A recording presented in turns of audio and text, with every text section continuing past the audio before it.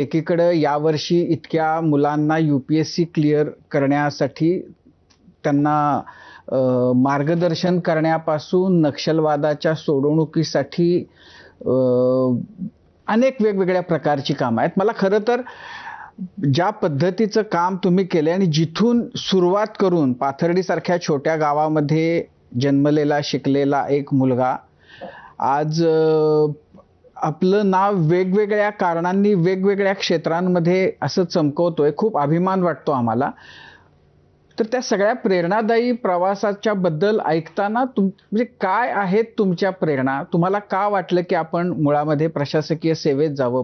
तिथं गेल्यानंतर जे पुढे सगळं काम तुमच्या हातून होत गेलं ते? माझा प्रवास थोडक्यात सांगतो मी. ॲक्च्युली माझं मूळ गाव पाथर्डी. तर 10वी पर्यंत मी तिथेच शिकलो. 4थी पर्यंत जिल्हा परिषद शाळेमध्ये होतो, मराठी माध्यम. आणि माझ्या सुदैवानं माझी आईच माझी शिक्षिका होती 1ली ते 4थी. त्यामुळं फाउंडेशन अतिशय स्ट्रॉंग होतं. लिडरशिप क्वालिटी तिथेच मिळाल्या बऱ्यापैकी, वक्तृत्व स्पर्धा आणि बाकीच्या गोष्टी. त्यानंतर 5वी ते 10वी तिथे श्रीत्रिलोक जैन विद्यालय, 1923ची शाळा, तिथे शिकलो. आणि 10वीला चांगले मार्क मिळाले, 85% होते. त्यामुळे मग 11वी 12वीला पुण्यात आलो. तर SP कॉलेजला ॲडमिशन मिळाली सायन्सला. तर पुढे डोक्यात इंजिनिअरिंग करायचंच खूळ होतं. मेडिकल साईडकडे कधी विचार नव्हता. SP कॉलेजला आल्यानंतर मग तिथे खऱ्या अर्थानं माझी एकूण एक जडणघडणीला सुरुवात जी आहे ती तिथे झाली. सगळ्यात पहिल्यांदा म्हणजे प्रॉब्लेम होता मराठीचा. तर तुम्हाला तर माहिती आहे आमच्या नगरी लोकांची मराठी. आणि ते SP कॉलेजला तर 2 महिने आम्ही बोलतच नव्हतो. आम्ही फक्त रूम बंद करून कसं कुठे आई शपथ म्हणायचं, कुठे ते सगळं ते शिकायला वेळ गेला. फायनल इयरला असताना एक प्रोजेक्ट घ्यावा लागतो. तर तो माझ्या सुदैवानं प्रोजेक्ट जो होता तो ज्ञानप्रबोधिनी पुण्याची जी संस्था आहे त्यांनी खेड आणि शिवराज आपला जे भोर तालुका आहे तिथे शिवगंगा व्हॅलीमध्ये काही गौदत्ती घेतलेले. तर एका दत्तक गावामध्ये ससेवाडी नावाच्या पाझर तलाव आम्ही डिझाईन केला आणि तो बांधला. तर त्यामुळे मला एक नकळत पाणलोट क्षेत्र विकासाकडे माझा कल हे झाला. 1990 साली मी बी झालो. चांगले मार्क मिळाले, विद्यापीठात 9वी रँक आली. पण शासनाचं 0 बजेट होतं, सरकारी नोकऱ्या नव्हत्या. तो वडील म्हटले तू परत ये, तू आता DED कर. तर माझे आई वडील दोघे शिक्षक जिल्हा परिषद. माझ्या बहिणी पण शिक्षक आहेत, त्यांचे मिस्टर पण शिक्षक आहेत. माझ्या वडिलांच्या दोन्ही बहिणी पण शिक्षकांना दिलेल्या आहेत. माझे चुलते पण शिक्षक आहेत. त्यामुळं त्यांचं प्रॅक्टिकल डिसिजन होता तू आता परत ये, DED कर आणि आपली शिक्षकाची नोकरी चांगली आहे.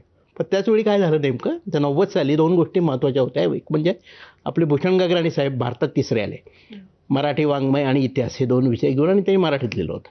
दुसरं म्हणजे माझा एक सिनियर 1989 बॅचचा COEPतनं सिव्हिल इंजिनिअरिंग पासआउट झालेला, तो पण अहिल्यानगरचाच, देवेंद्रनाथ कसार. त्याचं आत्ताच नुकतंच निधन झालं मागच्या आठवड्यामध्ये, आजारी होता.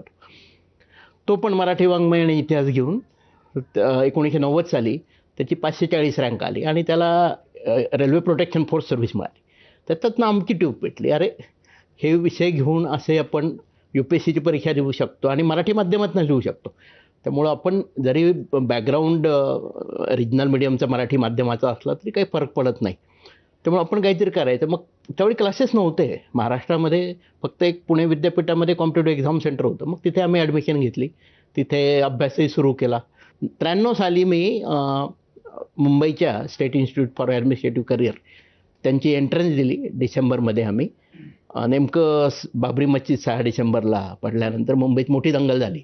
आमची जी एंट्रन्स होती त्या दिवशीच खूपच गडबड चालू होती मुंबईमध्ये. मग 4-5 दिवस आम्ही सरदार पटेल कॉलेज, इंजिनिअरिंग कॉलेजला मित्राकडे रूमवर होतो. खायला खिचडी होती फक्त. आणि मग ते एंट्रन्स पास झालो आणि तिथे मी जॉईन झालो जानेवारी 93ला. आणि तिथं अभ्यास सुरू केला. खूप चांगला अभ्यास सुरू झाला.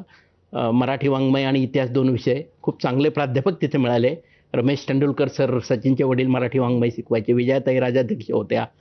नंतर प्रभा गणोरकर मॅडम होते, हे मराठी शिकवायचे. KK शहा म्हणून हिस्ट्रीचे एल्फिन्स्टन कॉलेजचे खूप चांगले प्राध्यापक होते की जे आम्ही काही मंडळी होतो की आम्ही मराठीतनं लिहित होतो.